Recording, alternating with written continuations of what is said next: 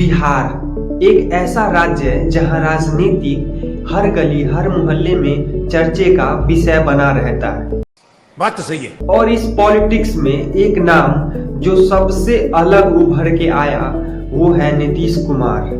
एक इंजीनियर, एक नेता और लोगों के लिए सुशासन बाबू। ये स्टोरी है उनके सफर की, इंजीनियरिंग से पॉलिटिक्स और विरोध से विकास तक का। बिहार की राजनीतिक में बहुत से नेता आए लेकिन नीतीश कुमार जैसा कोई नहीं। पॉलिटिक्स में नीतीश कुमार के माइंडसेट को समझ जाना मतलब आपने राजनीति की एकदम जड़ को समझ लिया है।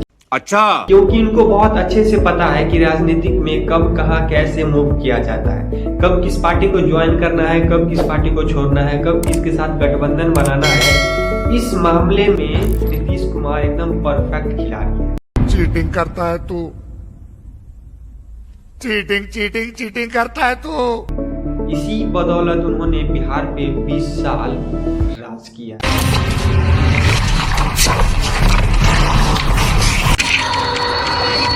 नीतीश कुमार का जन्म 1 मार्च 1951 को बख्तियारपुर बिहार के एक मिडिल क्लास फैमिली में हुआ।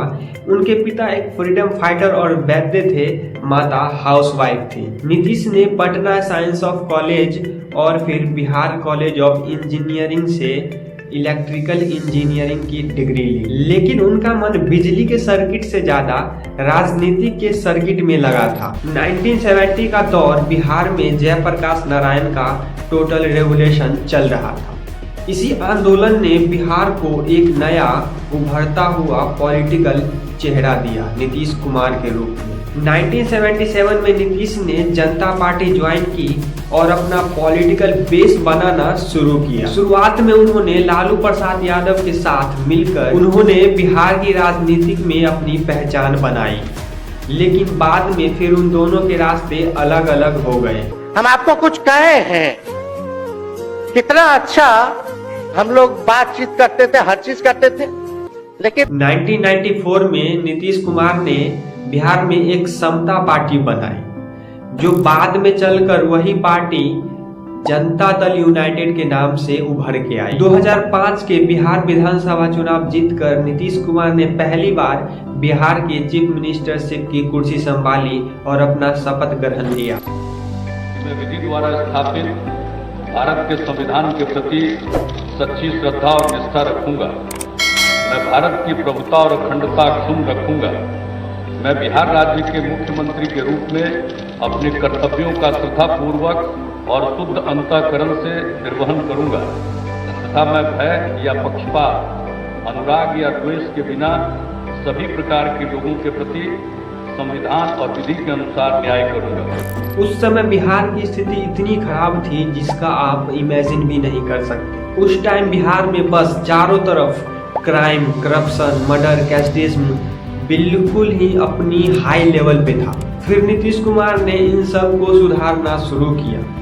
नीतीश ने एक नारा दिया था, विकास और सुशासन। सबसे पहले उन्होंने सड़क, बिजली और पानी की व्यवस्था को सुधारने पे ध्यान दिया और बहुत ही तेजी से उसमें बिहार विकास भी किया। हम लोगों की सरकार बनी 24 नवंबर 2005 से एनडीए का, उसके पहले कहीं कुछ नहीं था।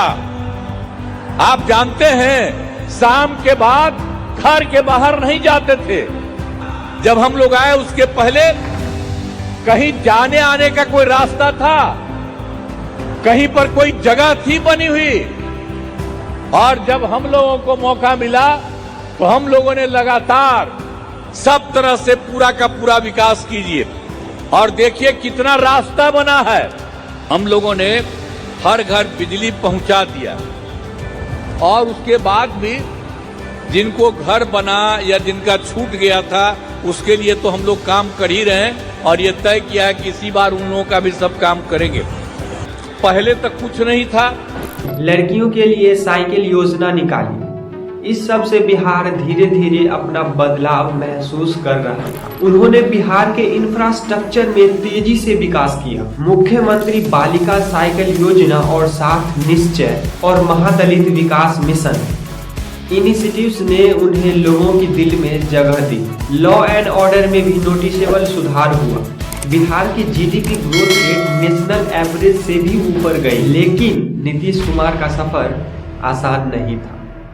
उन्होंने बीजेपी के साथ सरकार बनाई और फिर उनसे अलग हो गए और फिर 2017 में वो बीजेपी के साथ वापस आ गए। इस सब के कारण लोगों ने इन पे कुर्सी बचाओ पॉलिटिक्स का इल्जाम भी लगाया। लोग कहते हैं कि पलटू बाबू फिर पलट गए, लेकिन इन सब बातों से उनको कोई फर्क नहीं पड़ता। नीतीश कहते थे कि मैं हमेशा बिहार के हित में फैसला करता हूँ। क्रिटिक्स कहते हैं कि नीतीश कुमार ने अपनी आइडियोलॉजी कई बार बदली, कभी सेक्युलर फ्रंट, कभी एनडीए तो कभी महागठबंधन। जो बात सही है, उन्होंने ऐसा किया भी, लेकिन उनके सपोर्टर्स मानते हैं कि वो ऐसा इसलिए करते थे क्योंकि उनका मकसद बिहार का विकास करना था। आज भी बिहार के गांव में लोग कहते हैं कि सुशासन बाबू ने कुछ तो बदला।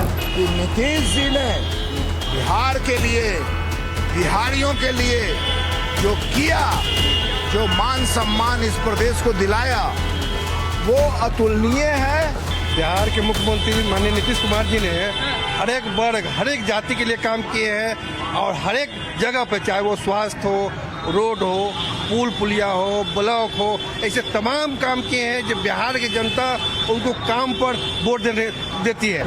नीतीश कुमार बिहार के सियासत का अब एक चैप्टर बन चुके हैं, लेकिन कहानी अभी खत्म नहीं हुई है।